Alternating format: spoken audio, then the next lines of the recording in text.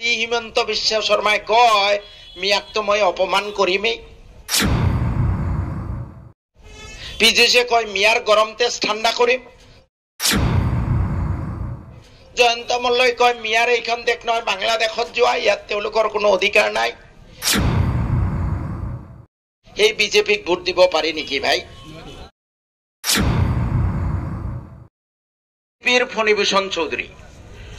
ফণীভূষণ চৌধুৰী ব্যক্তিগতভাৱে ভাল মানুহ, বয়সীয়াল মানুহ, মই সন্মানো কৰোঁ তেখেতক। আৰু এজিপি দলটো আমি আগত দেখিছো ছাত্ৰ সন্থাই কিছু ভুল ত্ৰুটি কৰিছে, এইবোৰ বাদ দিয়ক। কিন্তু ৰাজনৈতিক দল গঠন কৰাৰ পিছত এজিপিয়ে কোনো সাম্প্ৰদায়িক কাম কৰা নাই, হয় না নাই? ক'তো দাঙ্গা হাংগামা হোৱা নাই। কিন্তু এতিয়া এটা সমস্যা আছে। এতিয়া ফণীভূষণ চৌধুৰী এজিপিক বেলেগ দৃষ্টিৰে চালে নহব, তেওঁলোক বিজেপি, হয় না কথাটো? ফণীভূষণ চৌধুৰীক ভোট দিয়া মানে নৰেন্দ্ৰ মোদীক ভোট দিয়া, ফণীভূষণ চৌধুৰীক ভোট দিয়া মানে হিমন্ত বিশ্ব শৰ্মাক ভোট দিয়া। যি হিমন্ত বিশ্ব শৰ্মাই কয় মিয়াক তো মই অপমান কৰিমেই। পীযুষে কয় মিয়াৰ গৰম তেজ ঠাণ্ডা কৰিম। জয়ন্ত মল্লই কয় মিয়াৰ এইখন দেশ নহয় বাংলাদেশত যোৱা, ইয়াত তেওঁলোকৰ কোনো অধিকাৰ নাই। সেই বিজেপিক ভোট দিব পাৰি নেকি ভাই? এজিপি দল যদি বিজেপিৰ লগত একেলগ নহলহেঁতেন মই একো নকলোহেঁতেন।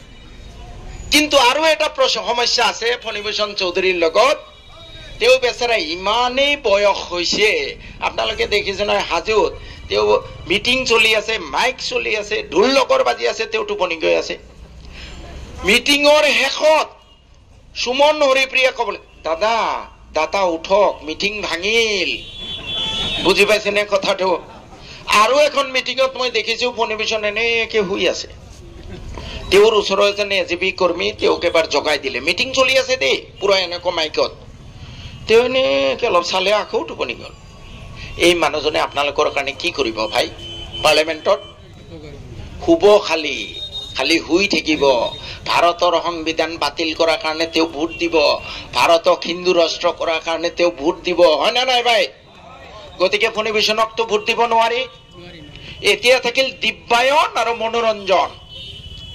দিব্যায়নক আপোনালোকে কিমান মানুহে চিনি পাইছিলে, নাম শুনিছিলে কওকচোন?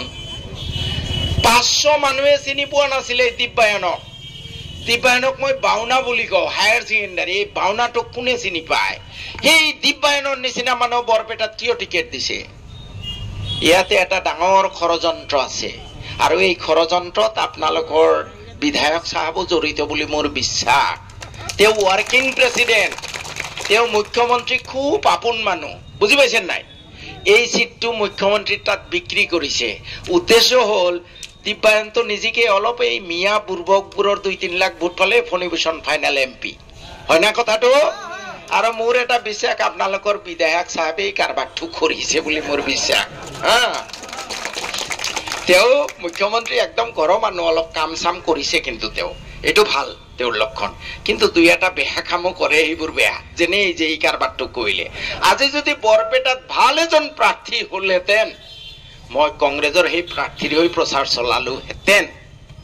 মুছলমান হিচাপে বা মানুহ হিচাপে আপুনি যিটো সত্য বুলি বুজি আছে, সেই সত্যটো ৰাইজৰ ওচৰত লৈ যাব লাগে। আপুনি দেখি আছে সন্মুখত এটা গাঁত আছে, এজন মানুহ গৈ আছে, তেওঁক আপুনি বাধা দিব লাগিব, ভাই এইফালে নাযাবা, এইফালে যোৱা, এইফালে গ'লে গাঁতত পৰিবা, ক'ব লাগিব নাই ভাই? আপুনি গাঁত আছে, মানুহজন নজনাকে গৈ আছে, আপুনি কোৱা নাই, আপোনাৰ পাপ লাগিব, আল্লাহৰ ওচৰত জবাব দি যাব মৰাৰ পিছত।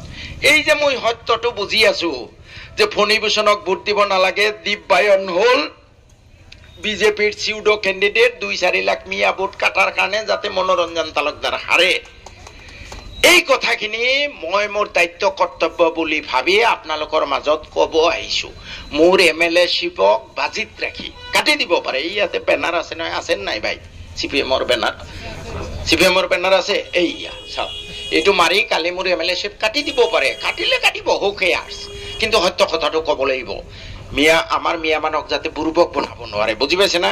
আৰু মনোৰঞ্জন তালুকদাৰ 3 বছৰ বিধায়ক হিচাপে পাইছো এছেম্বলিত।